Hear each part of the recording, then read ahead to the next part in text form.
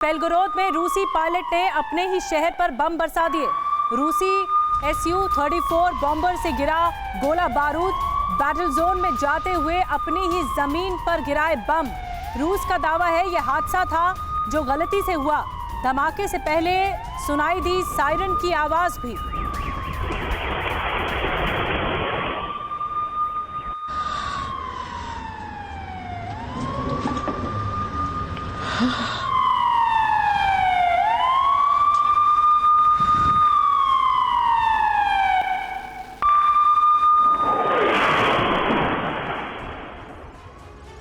तो देखिए, बेलगोरोद में जो कुछ हुआ है उसने रूस की अपनी स्ट्रैटेजी पर कई गंभीर सवाल तो खड़े कर ही दिए हैं। ऐसे वक्त में जब ये खबरें पूरी दुनिया में छाई हुई हैं कि रूस इतनी लंबी जंग लड़ने के साथ ही साथ जो रशियन सैनिक हैं, जो रशियन फौज है, वो अब थकी हुई नजर आ रही है। इस जंग को कई सैनिक ऐसे हैं जो आगे खींचना नहीं चाहते और ऐसे में ये बड़ा हादसा हुआ है। जी हाँ, हादसा ही कहा जा रहा है इसे। रूस की तरफ से सच्चाई क्या है कोई जानता नहीं। बेलगोरोद में जो कुछ हुआ वो यकीनन चौंकाने वाला है। आइए इस घटना से जुड़े हर फैक्ट से आपको रूबरू कराते हैं। ये बहुत बड़ी खबर है जो रूस से सामने आई है। रूस का सेल्फ गोल कैसे हुआ बेलगोरोद में। रूसी Su-34 बॉम्बर यूक्रेनी बैटल जोन में जा रहा था।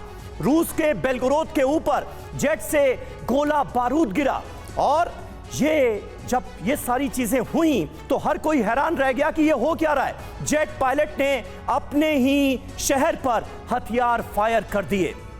घटना वाली जगह पर 60 फीट गहरा गड्ढा बन गया। इतना ज्यादा गोला बारूद इस फाइटर जेट से एक साथ बेलगोरोद में आ गिरा। रूस का दावा क्या है? ये एक एक्सीडेंट था। जांच की जा रही है, जांच जारी है, लेकिन ये घटना अपने आप में कई संगीन सवाल खड़े कर रही है। रात 10:15 बजे की यह घटना है जिसमें कई इमारतें रूस के अंदर ध्वस्त हो गईं। 2 महिलाओं के घायल होने की भी खबर सामने आ रही है। इसके अलावा तमाम जो गाड़ियां इस एरिया में थीं वो पूरी तरह से नष्ट हो गई हैं। और जब यूक्रेन और रूस के बीच भयानक जंग छिड़ी हो, ऐसी घटना रूस पर भी कई बड़े गंभीर सवाल खड़े करती है। हमारे साथ कई खास मेहमान इस वक्त मौजूद हैं। मेजर जनरल ब्रजेश कुमार हमारे साथ मौजूद हैं बतौर डिफेंस एक्सपर्ट।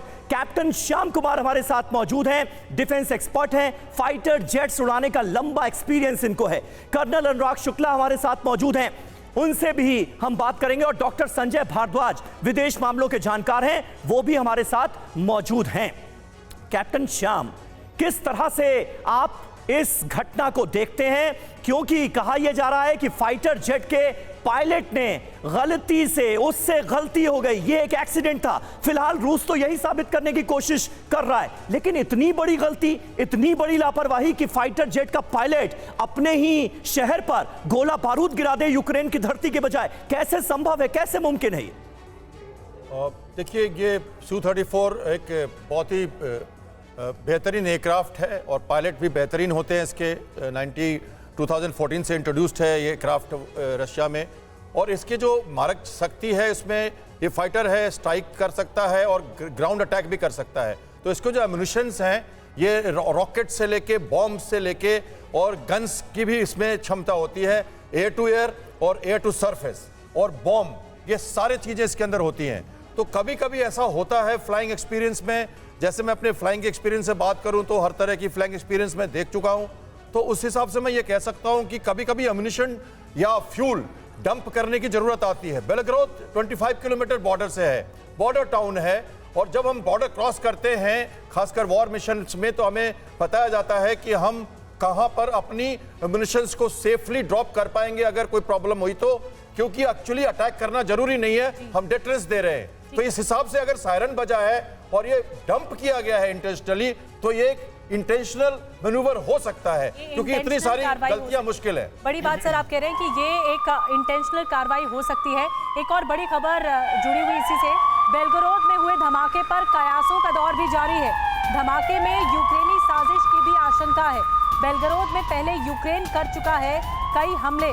यूक्रेन की सीमा के बिल्कुल पास है रूस का बेलगोरोद। ये तस्वीरें वाकई चौंकाती हैं। और एक जल्दी से कमेंट ब्रिजेश सर आपसे मैं लेना चाहूंगी कि क्या ऐसा लगता है कि यूक्रेन की साजिश है या फिर जैसा कि कैप्टन शाम कह रहे थे कुछ इंटेंशनल है?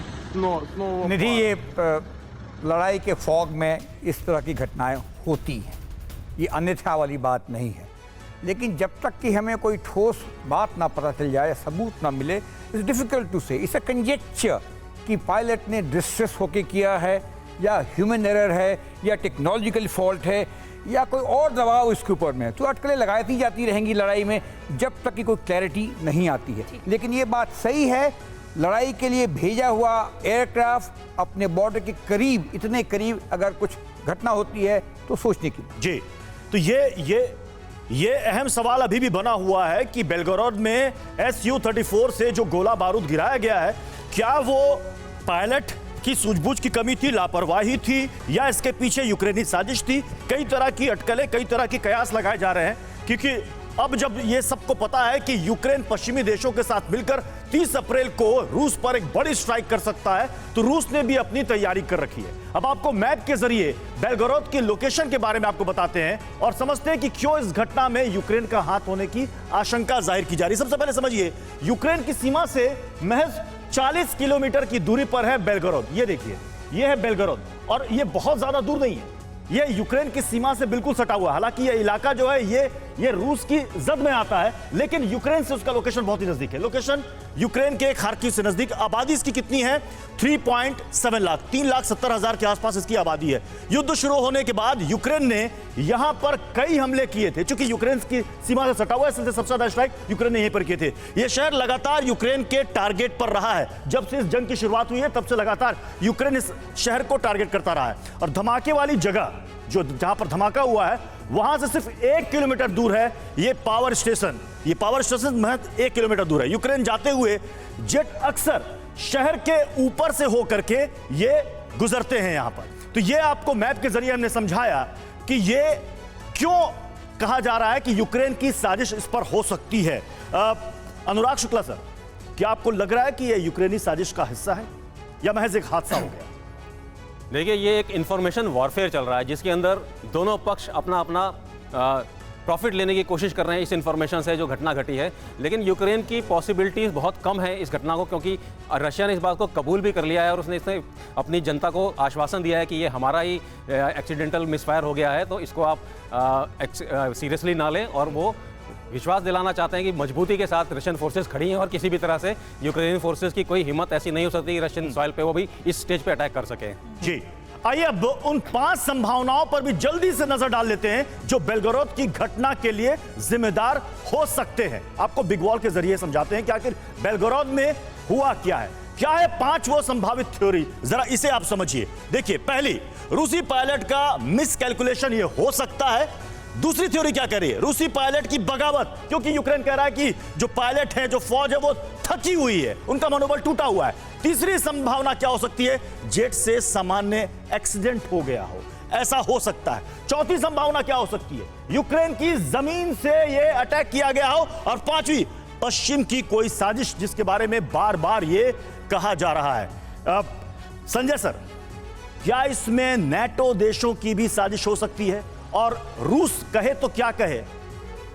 देखिए, मैं एक बात अभी भी एक विडंबना मेरे दिमाग में बनी हुई है कि ये 3.5 लाख 3.7 लाख लोगों का एक देश है और रशिया में है 25 किलोमीटर भीतर है, और जो ह्यूमन कैजुअलिटीज हुई वो कुछ नहीं हुए, सिर्फ दो औरतें घायल हुई है। तो ऐसा, और कई इमारतों पे उस पे ध्वस्त हुई है। तो ऐसा कैसे हो सकता है कि एक आबादी वाले एक शहर में कैजुअलिटीज कुछ नहीं हुई, इमारतें गई और एक्सीडेंट हुआ? प्रोफेसर संजय भारद्वाज, ये तो खबर सामने आई है कि 2 महिलाएं घायल हुई हैं। कई इमारतों के ध्वस्त होने की बात भी सामने आ रही है धमाके के असर से। लेकिन जहां पर धमाका हुआ है, जहां गोला बारूद गिरे हैं, वहां 60 फीट गहरा गड्ढा हो गया है सर। निश्चित रूप से। तो मैं यही कह रहा हूं कि इंफॉर्मेशन कितनी बाहर आई है और कैसे इसको प्रोजेक्ट किया जा रहा है। रशिया कह रहे हैं एक्सीडेंट हुआ है, लेकिन ये कहीं से भी क्लेम नहीं हो रहा कि जो वेस्टर्न पावर या नाटो इस पर अटैक कर रहे हैं। फाइटर जेट ने में जो ये गोला बारूद लेकर जा रहा था उसने बगावत की और अपने ही शहर में, अपने ही देश में ये गोला बारूद गिरा दिया, तब भी तो रूस यही कहेगा। इसकी संभावना ये ज्यादा है कि फ्रस्ट्रेशन में, क्योंकि देखो थकी हुई आर्मी तो है ही, लड़ रही है, ये एक फ्रस्ट्रेशन हो सकता है, एक पॉइंट है, लेकिन नाटो का कोई हाथ या वेस्टर्न पावर का कोई हाथ हो, इसमें मुझे थोड़ा संदेह लग रहा है। रूस का ड्रोन से जबरदस्त हमला। रूसी हमले में यूक्रेनी काउंटर आर्टिलरी रडार तबाह हो गया। ANTPQ-37 काउंटर आर्टिलरी रडार को रूस ने तबाह किया है। रूस की तरफ से हमले का वीडियो आया सामने।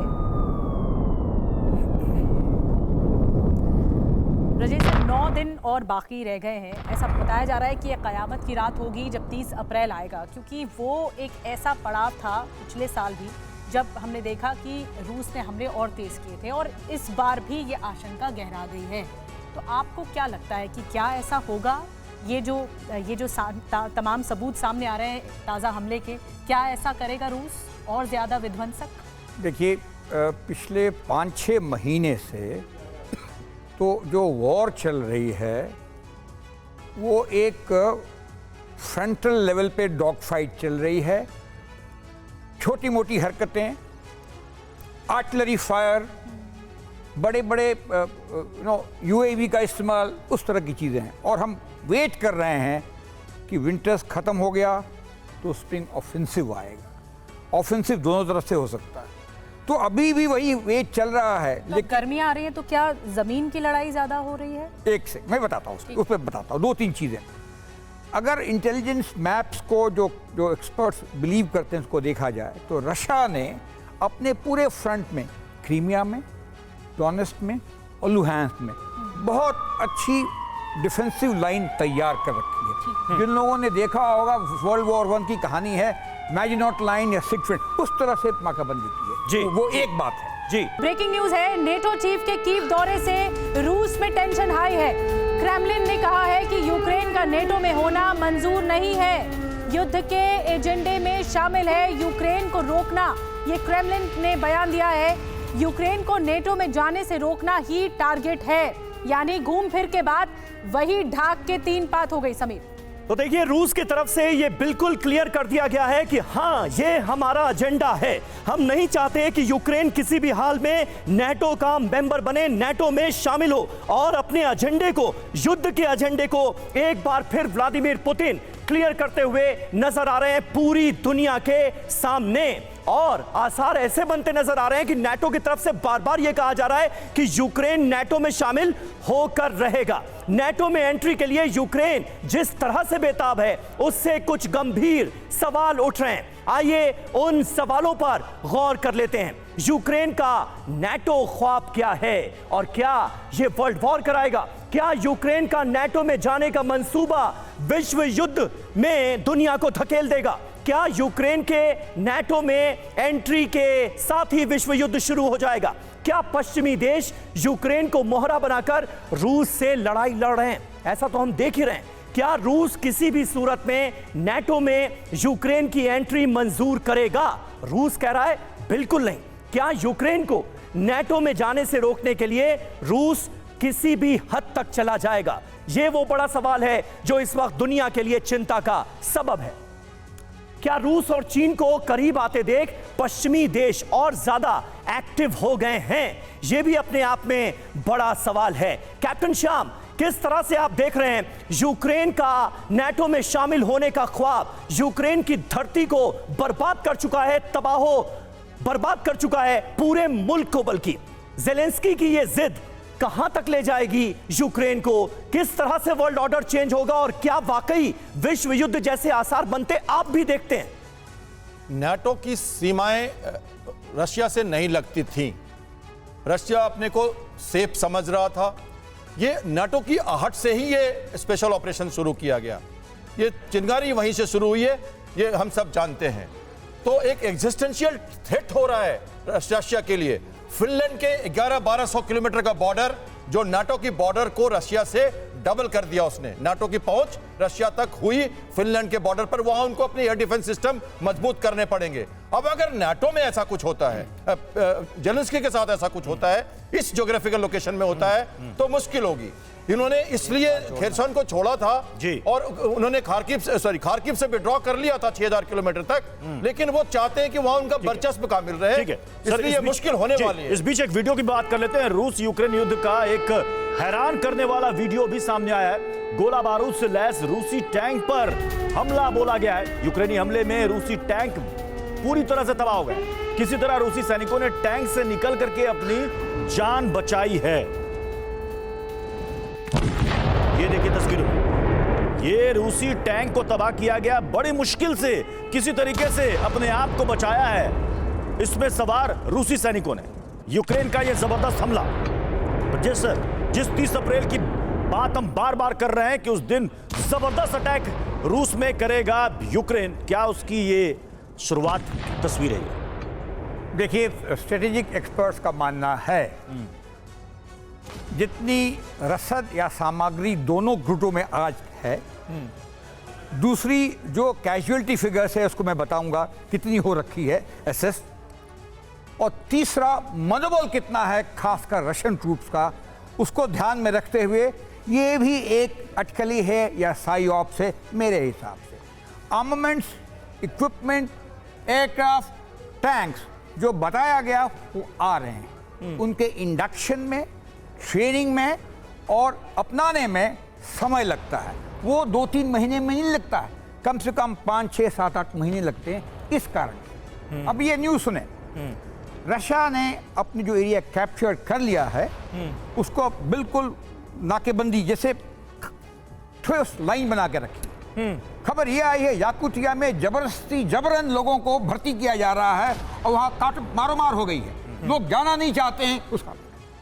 दूसरा देखिए नेटो के ऊपर, फिनलैंड के नेटो में जाने से रशिया मजबूत हुआ है, कमजोर हुआ है?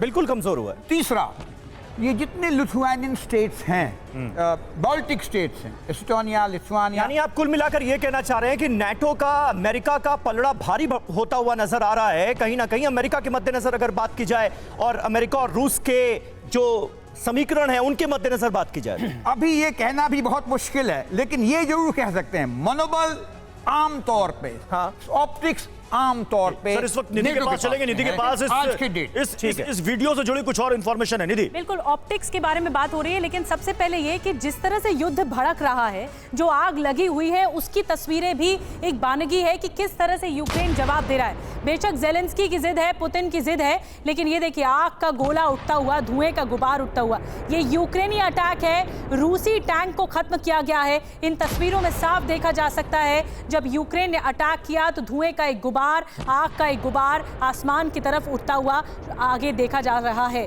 तो ये यूक्रेनी अटैक था जिसमें जो रूसी टैंक्स हैं वो तबाह हो गए। एक बड़ी खबर और आ रही है, यूक्रेन पहुंचे नेटो चीफ ने बूचा का दौरा किया है। बूचा में मारे गए लोगों को श्रद्धांजलि दी है। बूचा याद होगा आपको, नरसंहार हुआ था यहाँ पर करीब 1 साल पहले। बूचा में नरसंहार हुआ था, रूस पर लगे थे स्थानीय लोगों के कत्लेआम के आरोप।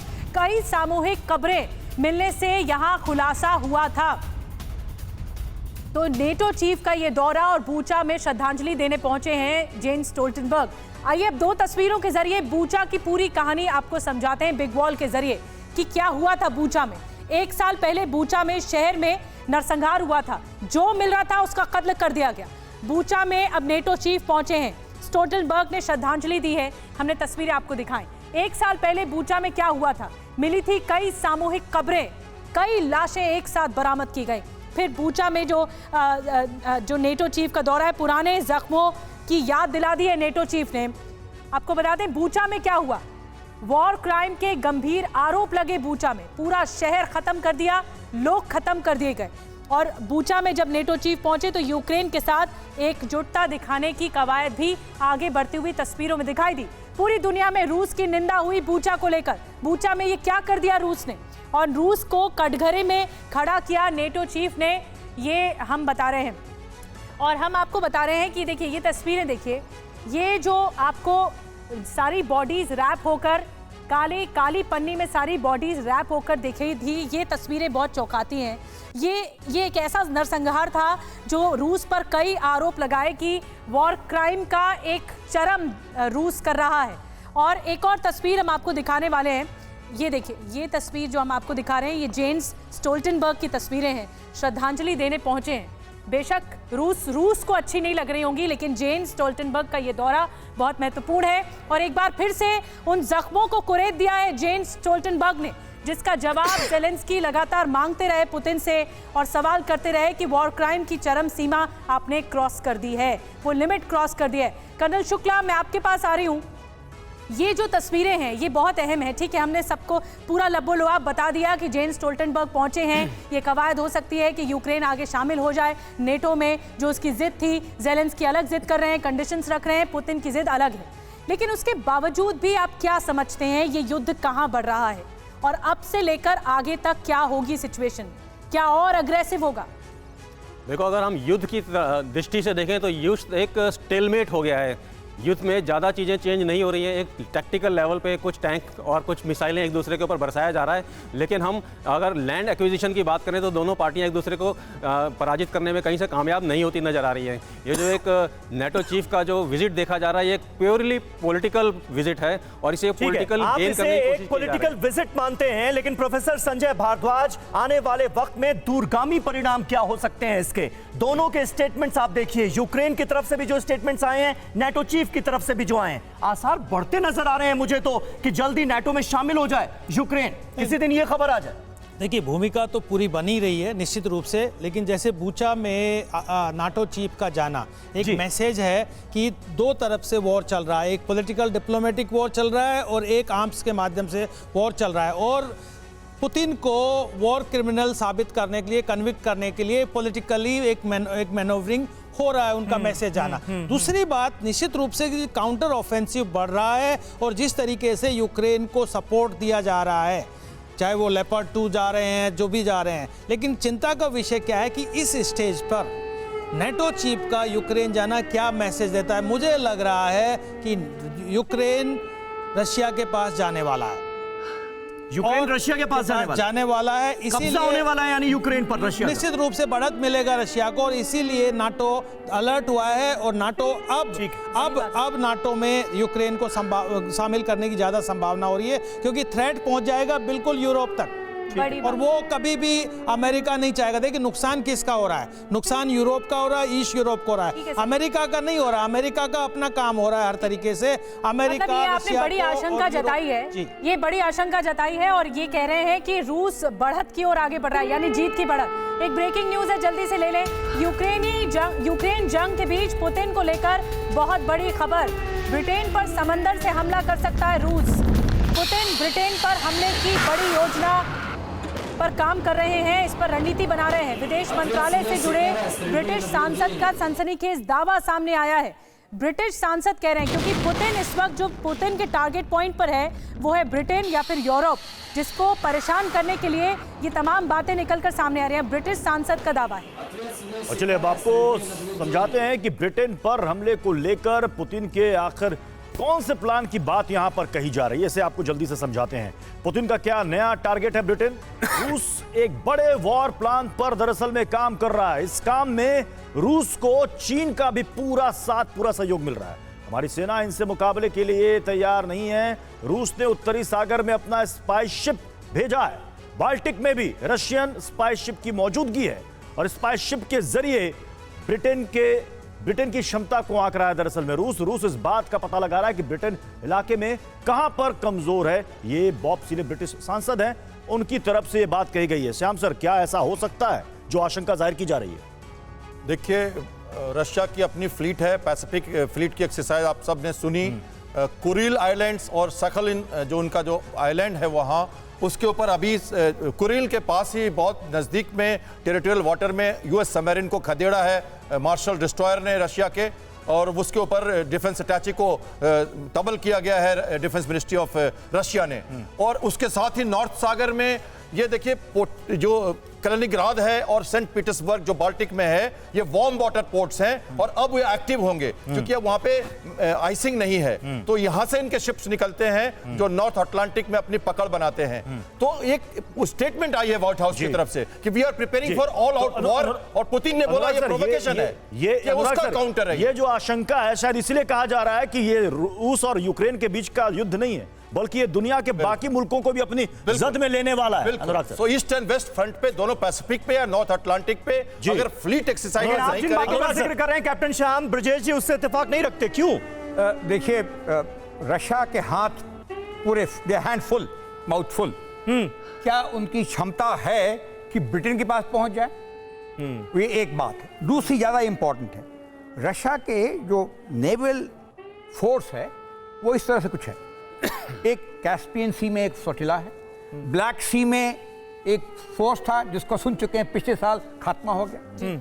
नॉर्दर्न जो फ्लीट उनका बहुत बड़ा फ्लीट है जो पूरे आइस और उस एरिया में काम करता है। पैसिफिक फ्लीट जो शाम जी ने बात करी उसके बाद। सर माफ कीजिएगा, आपको टोक रही हूँ, एक ब्रेकिंग खबर फिर उसके बाद चर्चा करते हैं। एक खबर बता दें, रूस के हत्थे चढ़ा ISI का टेररिस्ट रूसी सिक्योरिटी सर्विस के जवानों ने पकड़ा है। आतंकी हमले की योजना बना रहा था ये टेररिस्ट। रूस ने लोकेशन की नहीं दी कोई जानकारी। अब ये सिक्योरिटी फोर्सेस ने, जो रूस के सिक्योरिटी फोर्सेस हैं, उनके हत्थे चढ़ा है ये ISIS का आतंकी टेररिस्ट पकड़ा गया है।